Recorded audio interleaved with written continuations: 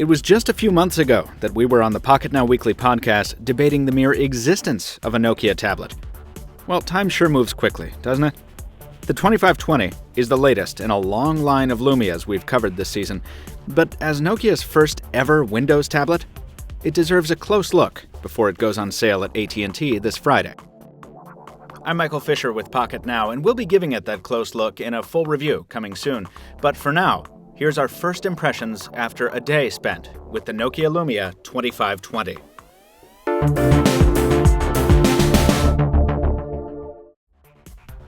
Let's talk hardware first.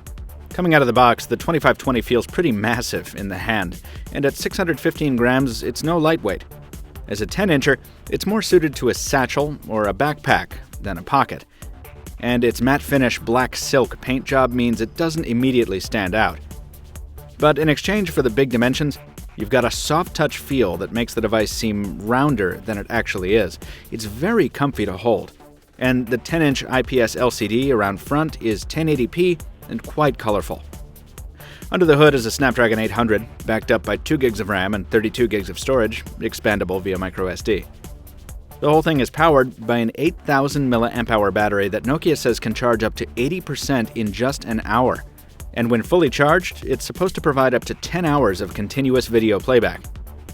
Our AT&T model here supports LTE alongside Wi-Fi for connectivity. America's second largest network, just as speedy as ever here at the Pocketnow Boston offices. All that horsepower is here to support the tablet's OS, which will be familiar to anyone who's seen a Surface, an Envy X2, or any other Windows tablet.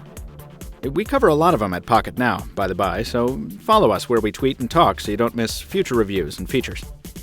Windows RT 8.1 powers the newest Lumia, with extras out of the box including Microsoft Office, Outlook, Here Maps, and some new multimedia titles, among others. Responsiveness, as always with Windows it seems, is fluid and smooth, the UI reacting like a floating puck on an air hockey table. Desktop mode is still here if you need it, but with the ever-growing Windows Store, it's becoming somewhat easier to take care of business exclusively in the modern UI environment. After syncing the 2520 with our Microsoft account and downloading most of our apps to the tablet, we put it through a fairly typical afternoon of use, hopping back and forth between work and play. There were very few surprises. Windows RT behaved very well at a core level, and while a few third-party apps hiccuped here and there, everything from Netflix to email to Twitter to the news ultimately did what it was supposed to do. The speakers kicked out sound that was rich and loud, and the screen remained plenty visible outdoors. And so did the fingerprints all over it, of course. Our experiments with the camera were brief, but not exactly encouraging. It may be that not even Nokia's famed Carl Zeiss optics can make a tablet camera appealing. We'll see. In all, our first day with the 2520 is probably best described as comfortable.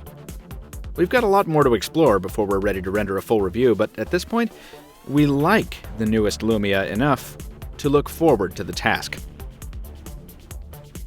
And if you want us to address something specific in that full review, drop us a comment down below, let us know what it is, and we'll do our best to get to it.